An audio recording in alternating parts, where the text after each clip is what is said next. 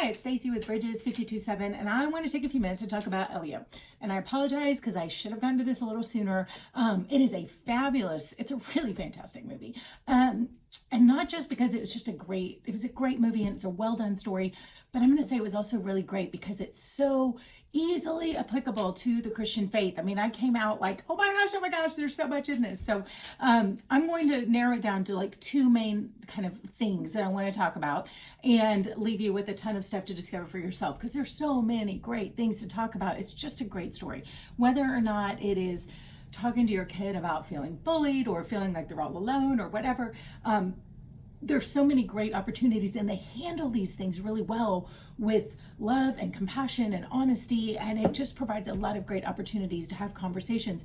But you'll be able to use this to talk about the interpersonal kinds of things. What I want to do is really focus on the areas that for me are the easiest ways to point back to kind of faith topics, to point back to the Bible, so that your summer movie going, whether you're taking your grandkids or your children or friends or whatever it may be, that if you go to a movie, you yourself can be encouraged in your faith, and you can use the movie to help someone else go deeper or come a little closer to Jesus, even if they don't already know him. This is just an opportunity to start saying, hey, the things you love about this, the things that resonate with you, let me show you how that's actually pointing to Jesus and the way he made you. So that being said, let's dive in. The whole movie, and you can see it in the previews, and I will probably have some spoilers in this, and I'm sorry, but this is straight from the previews. But he is dying to be abducted. This little boy is dying to be abducted, and you find out it's because his childhood's been hard, his parents have died, and he feels like he's all alone. And so he starts out with this question of like, are we all alone? Is there, and then he's also bullied. So he's like, he wants to escape because the earth is hard. But there's also another element that he is convinced there is life out there, and there is this buoyant, resilient part of his heart. And I love this because a lot of people just get beat down and they feel like there's no point. He is resilient in a way that instead of just going, obviously no one wants me, he's like, I know someone wants me. They're just out there somewhere. Like, maybe it's aliens, but somebody in the world, the planet is too big for no one to care about me. There's got to be someone. So he's convinced somewhere he'll find someone who wants him. And to me, that speaks to the longing that we all have to be seen and known and loved.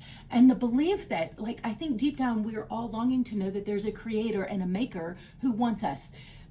His mom's no longer there, but I think deep down, he's kind of hoping that maybe his mom has gone to Mars or whatever, or there's just Martians, whatever it may be, but he is convinced that there is life somewhere who would know him, love him, and want him.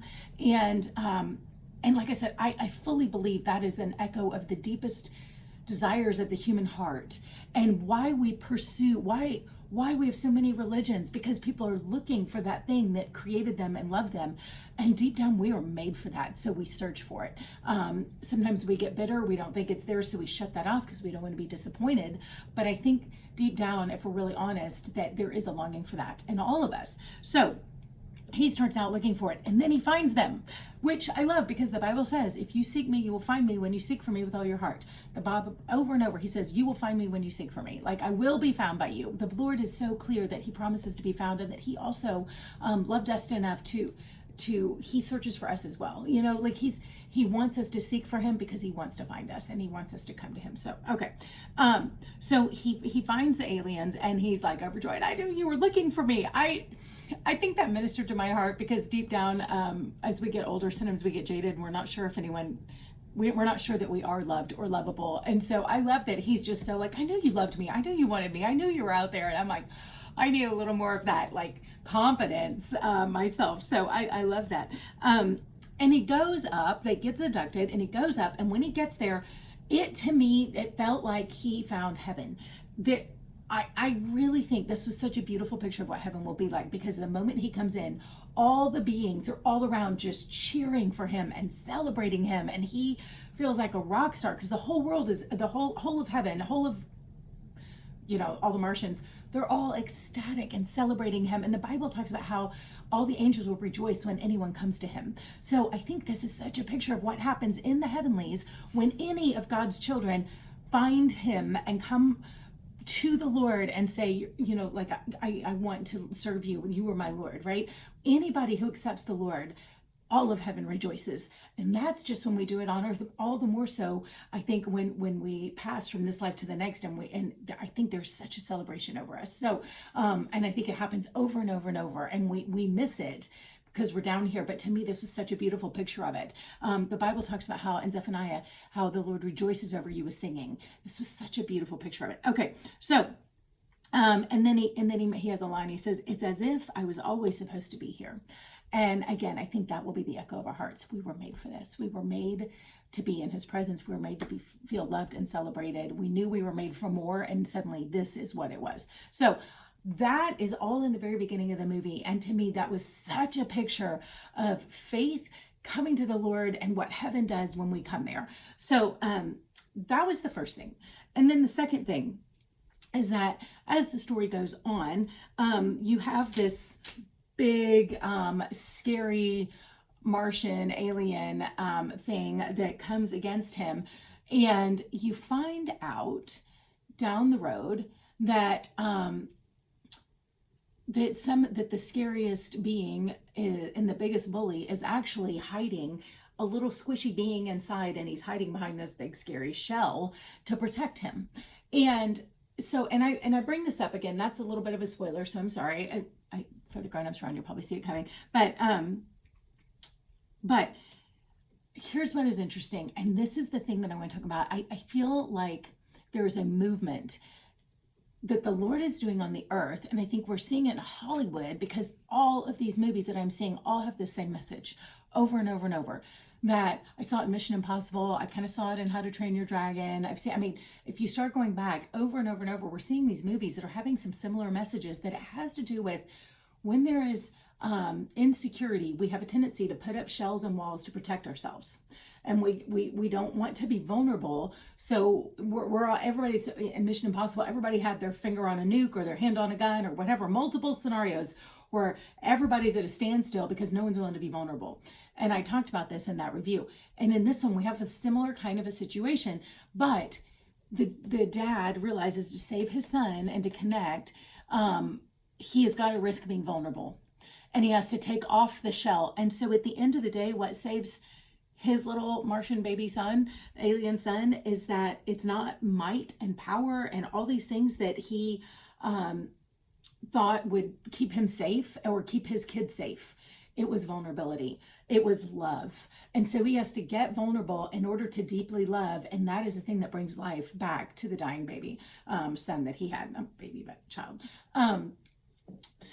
And again, I'm seeing this message over and over and over. And the second part of that is that different generations have different giftings. So the dad he has been conquering to win. And the son's like, I don't want to be a war hero. I think he wants to be an artist or something. Anyways, he doesn't want to be a warrior. And the dad's like, really wants him to follow in his footsteps. Same as How to Train Your Dragon, right?